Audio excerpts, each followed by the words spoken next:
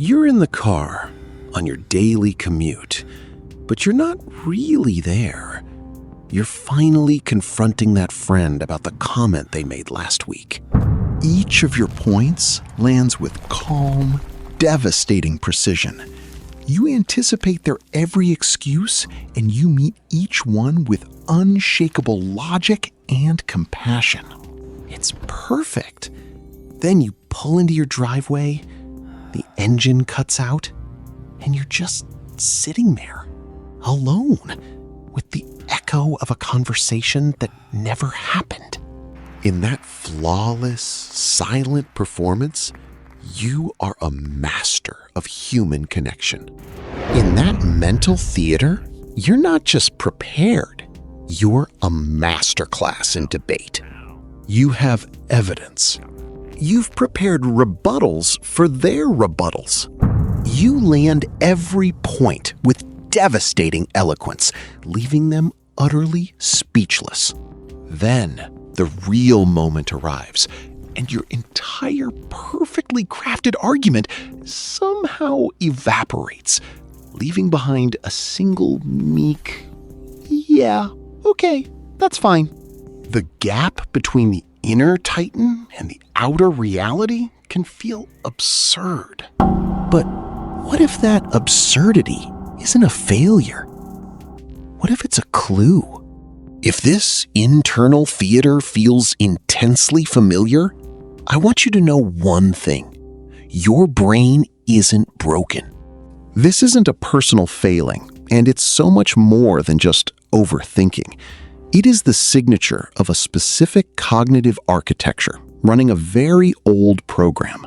The core promise of this video is that once you understand the purpose of that program, you can reframe this entire experience, not as a flaw to be fixed, but as a powerful feature to be understood. And it all starts by looking at the brain's most fundamental job. Your brain is fundamentally a prediction and simulation machine. Its primary job isn't just to react to the present moment, but to constantly model the future. It runs thousands of tiny simulations a day, most of them completely unnoticed. If I leave 5 minutes later, will I hit traffic? Will this coffee be too hot to drink right away? That elaborate argument you're having in the shower is just a more complex, emotionally charged version of that same core function. It's your brain's natural attempt to build a map for an uncharted social territory. This specific, high-stakes mental simulation is so central to our social lives. So let's give this phenomenon a name to see it more clearly. We'll call it the inner rehearsal. It's the mind's private theater for simulating future conversations, driven by a deep need for preparedness. And while its texture often feels exactly like anxiety, its fundamental architecture is built for preparation. This future-facing ability isn't random, it's a core human function. Psychologists call this powerful, future-facing ability prospective cognition, the mind's capacity to travel forward in time. A significant 2017 paper in the Review of General Psychology highlights that our brains are fundamentally prospecting organs, designed to anticipate what's next. So, the inner rehearsal isn't a glitch. It's a specific expression of your brain's core architecture. But what's truly fascinating is just how seriously our neurons take these mental dress rehearsals. Neuroscience gives us a stunning insight into why these rehearsals feel so potent. Studies using fMRI scans show that when you vividly imagine performing an action, like having that difficult talk, your brain lights up in many of the same areas as when you're actually doing it. Your brain doesn't draw a thick, clear line between simulation and reality. To your neurons, the dress rehearsal feels uncannily like the real performance. So what is the brain trying to achieve by running this incredibly realistic simulation? The brain is attempting to build a kind of social muscle memory. It's creating a procedural script for what it perceives as a difficult performance. By running through the dialogue, it's trying to move the potential responses from conscious, effortful thought into something automatic and ingrained. It's a deep-seated attempt to make the unpredictable predictable. To really grasp the protective instinct behind this, it helps to think of it not as just a conversation, but as a crisis simulation. Think of a pilot in a flight simulator. They don't just practice calm takeoffs. They spend hours rehearsing the worst-case scenarios: engine failure, catastrophic weather, system malfunctions, until the procedures are second nature. Your brain treats that difficult conversation like a potential engine failure. The inner rehearsal is your personal flight simulator for social turbulence. It's a deeply protective instinct, an attempt to drill the procedures so that when the real storm hits, you can navigate it. At its core, it's an architecture of safety. And yet, for so many of us, this simulator feels less like a training ground and more like a permanent state of emergency. But if this is just a helpful simulator, why does it so often feel terrible? Why does it spiral into anxiety instead of leaving us feeling prepared? This question reveals the other side of the inner rehearsal, when the tool becomes the trap. This is where the texture of anxiety seeps in. For many, the inner rehearsal isn't just preparation, it's a symptom of a deep-seated need to manage social threat. Influential cognitive models of social anxiety, like the one developed by psychologists Clark and Wells, point to this exact kind of pre-event processing as a core feature. The focus shifts from readiness to performance, from preparing to connect to desperately trying to avoid negative judgment. This internal preoccupation isn't just a feeling. It has a clear signature in the brain's underlying architecture. This signature is tied to the brain's default mode network, or DMN, the system that's active when we're mind-wandering, thinking about ourselves, or simulating the future. In individuals with higher anxiety, the DMN can become overactive, locking them into these repetitive, self-focused loops of worry. Your personal flight simulator, in effect, gets stuck on the crash setting.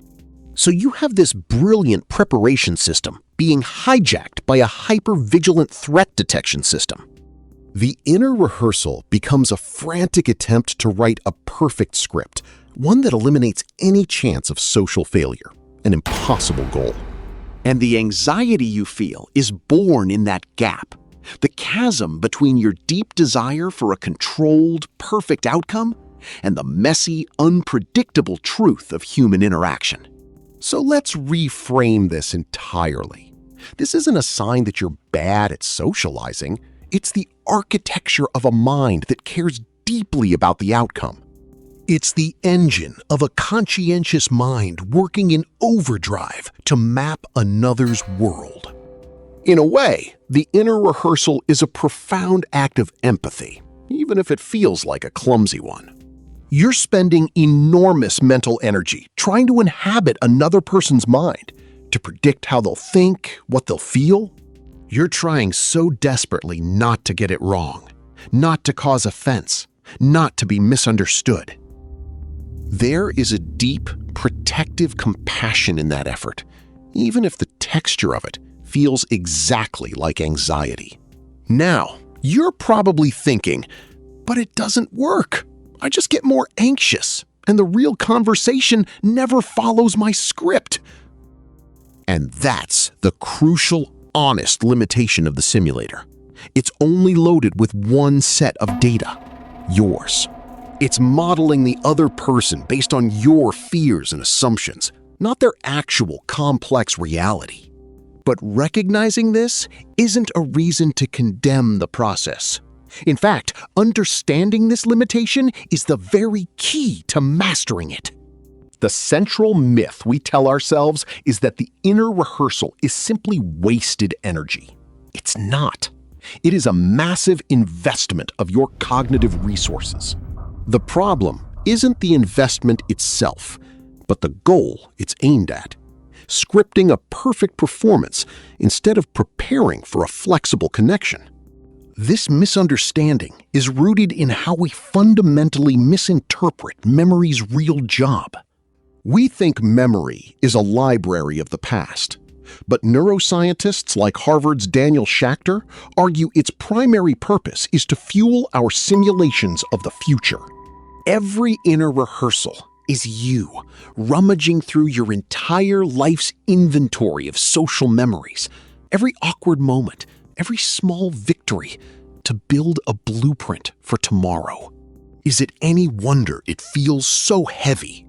This same mental architecture, however, is also responsible for some of our most valued human traits. In fact, people who engage in the inner rehearsal often possess a particular cognitive profile. They tend to be more creative, more empathetic, and more strategic in their thinking.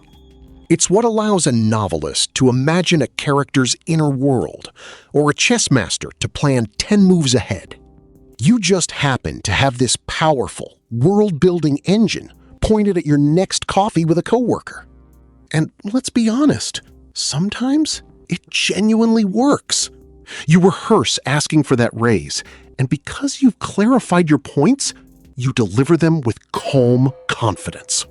You anticipate a difficult question from your partner, and you have a thoughtful answer ready instead of a defensive reaction. The system can be incredibly useful. So the goal isn't to stop the inner rehearsal, but to learn how to tune it, to dial down the catastrophe setting, and gently turn up the dials for curiosity and flexibility. This isn't about shutting the machine off. It's about giving it a better job to do. It's about taking this powerful simulation machine and deliberately giving it a more compassionate and ultimately more effective goal to work on. So the next time you feel that internal theater begin, try giving the director a new script. Instead of rehearsing your perfect monologue, rehearse your silence, your active listening. Instead of mapping out your victory, use that powerful simulation engine to genuinely explore 3 different reasons the other person might feel the way they do. This reframes the entire exercise. You're no longer building armor, you're building a bridge. But even with this new goal, there's often a lingering voice of judgment. The one that insists this whole process is something you should have stopped doing long ago. This judgment that there's something fundamentally wrong with you for having these internal dialogues is placed on top of a natural cognitive function.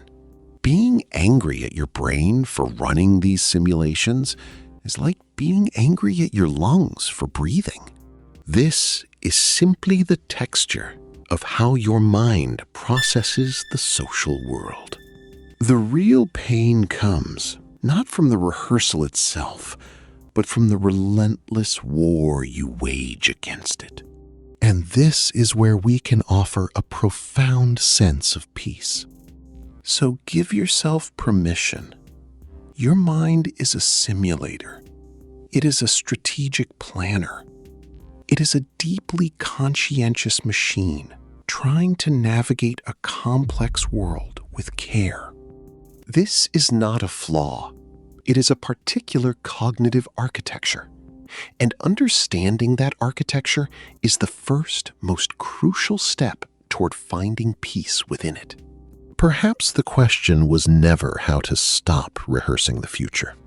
The real question is what kind of future you choose to rehearse. Will it be one built from a script of fear and performance, or one guided by genuine curiosity and compassion? The simulator, after all, is yours to command. After everything we just saw about your brain being a natural simulator, What is one specific fear-based script you're now committed to rewriting? I want to read your answer in the comments. This is just one piece of your mind's architecture. In our next video, we'll explore what happens when that architecture produces genius. Subscribe and turn on notifications so you don't miss the truth about your own potential. Like this video if you understand, and share it with someone who needs this insight.